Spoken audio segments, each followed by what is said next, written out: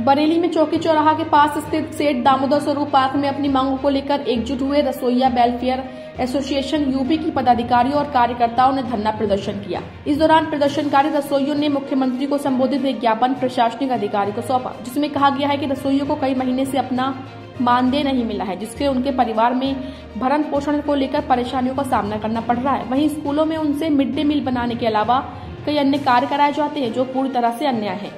दरअसल उत्तर प्रदेश में बेसिक शिक्षा परिषद द्वारा संचालित प्राइमरी और जूनियर हाई स्कूलों में पढ़ने वाले बच्चों के लिए सरकार की तरफ से मिड डे मील खिलाया जाता है, जिसे बनाने के लिए सभी स्कूलों में स्थानीय महिलाओं को रसोइयों के तौर पर रखा गया है, जिन्हें सरकार की तरफ से प्रतिमाह 2000 रुपए मानदेय दिया जाता है, जिनमें रसोइयों का काम सिर्फ स्कूलों के बच्चों के लिए मिड डे मील बनाकर खिलाना है। लेकिन रसोइया वेलफेयर एसोसिएशन उत्तर प्रदेश के पदाधिकारियों का आरोप है कि उन्हें प्रतिमाह 2000 रुपए मिलने वाला मानदेय पिछले कई महीनों से नहीं मिला है, जिसकी वजह से उनका परिवार का खर्चा नहीं चल पा रहा है। वहीं स्कूलों के मिड डे मील तैयार करने के अलावा उनसे झाड़ू पोछा, स्कूल परिसर की फुलवाड़ी या पौधों की सिंचाई जैसे तमाम कार्य कराए जाते हैं, लेकिन सरकार की तरफ से उनके लिए दोपहर के खाने पीने तक की कोई व्यवस्था नहीं है। वहीं रसोइया वेलफेयर एसोसिएशन उत्तर प्रदेश की तरफ से मुख्यमंत्री के नाम सौंपे गए ज्ञापन में 6 सूत्रीय मांगे रखी गई हैं, जिसमें रसोइयों को नियमित और सरकारी कर्मचारी घोषित करने, 10,000 रुपए प्रतिमाह मानदेय देने, हर महीने कम से कम 2 अवकाश और रसोइयों का शोषण बंद करने की मांग की है।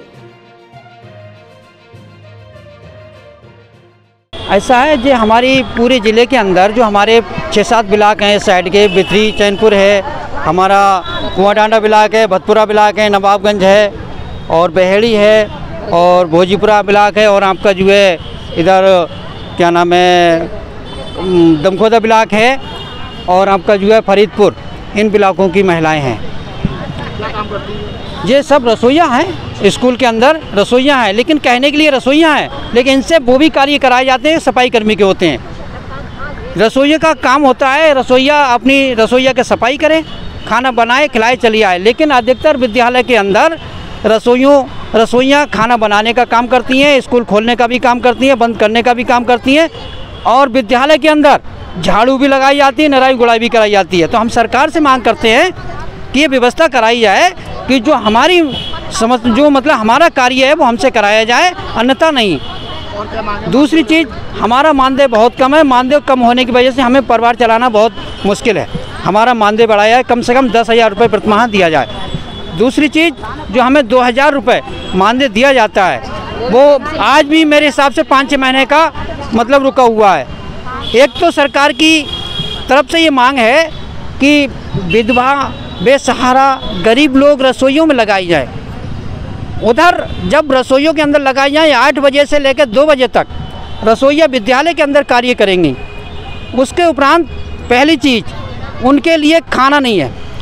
जो भी रसोइयाँ स्कूल के अंदर खाना खाती हैं वो मास्टरों के मतलब मास्टर अपनी तरफ से खिलाते हैं, कहते हैं तुम्हारा मतलब खाने की कोई व्यवस्था नहीं है। दूसरी चीज़, जो 2000 मिलता है उस 2000 में आप बताइए, एक तो गरीब बेचारी और उसे 4-4, 6-6 महीना पैसा नहीं मिलेगा, उनका परिवार कैसे चलेगा? एक तो मरी हुई भैंसी हैं, दूसरी और मारने का काम कर रही है क्या सरकार है? कोई भी सरकार हुई, लेकिन जो भी सरकार आज तक आई, लेकिन उन्होंने जो है मतलब रसोइयों के हित में कुछ नहीं सोचा। जी हम चाहते हैं हमारा मानदेय कम से कम 2000 रुपये महीना हो, वो कम से कम 10,000 रुपये महीना हो, हमारा रुका हुआ मानदेय दिया जाए, हमें नियमित किया जाए और हमसे जो हमारे स्कूल के अंदर जो हमारा कार्य है वो हमसे कराया जाए, झाड़ू पोंछा और जो है फुलवारी, निराई गुड़ाई हमसे ना कराई जाए, हमें सरकारी कराया जाए। आज किसको ज्ञापन देंगे? आज हम ज्ञापन जिलाधिकारी के द्वारा माननीय मुख्यमंत्री के लिए प्रेषित है।